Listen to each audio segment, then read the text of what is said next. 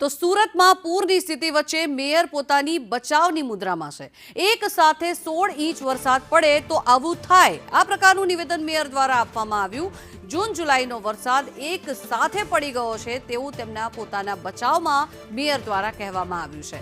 સરથાણાના પ્રમુખ પાર્ક અને વાલકનગરમાં પાણી ઓસર્યા, પરંતુ વિવિધ વિસ્તારોમાં તંત્ર કામે લાગ્યું છે, આ પ્રકારની વાત મેયર દ્વારા કહેવામાં આવી રહી છે। પરંતુ તેમના શબ્દો અને અહીંયા જે નજરે આવતા દ્રશ્યો બે કંઈક અલગ અલગ જ સૂચવી રહ્યા છે, કારણ કે અનેક દુકાનદારો છે જેમને ખૂબ જ મોટા પ્રમાણમાં નુકસાન થયું છે।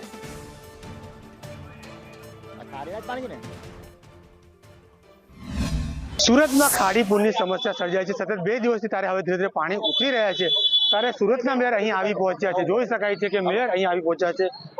તમે ખાડી પૂરની જે વિસ્તારો તેની મુલાકાત લીધી, શું કહેશો?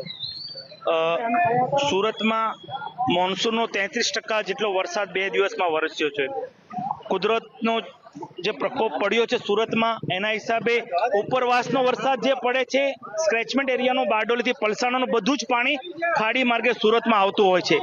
તેના હિસાબે ખાડીપુર જે નીચાણવાળી સોસાયટી છે એમાં ખાડીપુર આવ્યું છે। આ વખતે તમે દાવો કર્યો હતો કે ખાડીપુર 3 વખત સાફ સફાઈ કરવામાં આવી છે અને પૂર નહીં આવશે।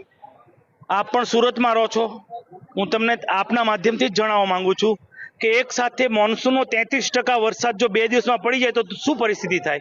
જે ગ્રહણની શક્તિ, સ્ટ્રોમની ડ્રેનેજ, આ વખતે તમામ ડ્રેનેજના ઢાંકણા પણ અમે ખોલી નાખ્યા છે, તમામ પમ્પિંગ સ્ટેશન પણ ચાલી રહ્યા છે। એટલે ધીરે ધીરે નીચાણવાળા વિસ્તારમાં જ અત્યારે પાણી છે। 80% જેટલી સુરતમાં અત્યારે પાણી ઉતરી ગયા છે। આપ ડ્રેનેજ સિસ્ટમની વાત કરો છો, પરંતુ અગાઉ તો આયોજન કામ શા માટે ના કરવામાં? કારણ કે કુદરતી આફત છે, કુદરતી આફત 1 કલાકમાં 10 ઇંચ વરસાદ પણ પડી શકે તો એ ઝેલી શકે ખરી? હું આપના માધ્યમથી જ કરું છું કે આટલી એક સાથે 16 ઇંચ જેટલો વરસાદ, જૂનમાં 10 ઇંચ જેટલો વરસાદ પડતો હોય અને એ 2 દિવસમાં 16 ઇંચ જેટલો વરસાદ સુરત મહાનગરપાલિકામાં પડ્યો છે। તેની સામે સ્ક્રેચમેન્ટ એરિયાનો 10 ઇંચ વરસાદ એ સુરત માર્ગે, એ ખાડી માર્ગે સુરતમાં આવે છે।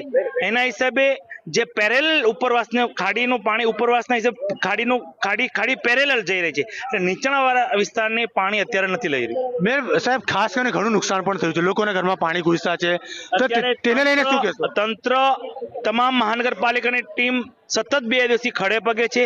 જે વિસ્તારમાં પાણી ઉતરી રહ્યા છે ત્યાં સફાઈની કામગીરી, દવા છંટકાવની કામગીરી પૂરજોશમાં ચાલી રહી છે।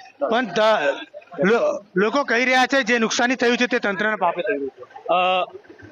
હું આપને ફરી વાર કરું છું કે એક સાથે 16 ઇંચ વરસાદ પડ્યો, એના હિસાબે આ તારાજી સર્જાય છે। બિલકુલ, તે મેયરે જે પ્રકારે જવાબ આપ્યો છે, ગોળ ગોળ જવાબ આપ્યો કે એક જ ને એક વાત વારંવાર ફેરવીને કહી રહ્યા છે। જે પ્રકારે વરસાદ પડ્યો છે ત્યારે 3 થી 4 કલાકમાં 16 ઇંચ વરસાદ પડ્યો છે, તેને કારણે તારાજી સર્જાઈ છે, પરંતુ ખાડીપુરની સમસ્યાને લઈને કશું પણ કહેતા નથી। જોઈ શકાય છે કે અહીં સ્થાનિક જે છે તે સ્થાનિક આપણી સાથે છે, ઉપસ્થિત છે, તેમને પૂછશું, કાકા પાણી ઉતરી ગયું છે, કેટલું નુકસાન થયું? નુકસાની 2.5 થી 3 લાખ રૂપિયા ઉપરની નુકસાની છે મારે ટોબેકાની। 2.5 થી 3 લાખ રૂપિયા ઉપર હજી બધું ભેગું કરીને ચેક કરીથી ખબર પડે, એની આગળ વહી જાય તો કહેવાય નહીં। એક વાત કહેજો કે આમાં દર વખતે આ પાણીની સમસ્યા હોય છે?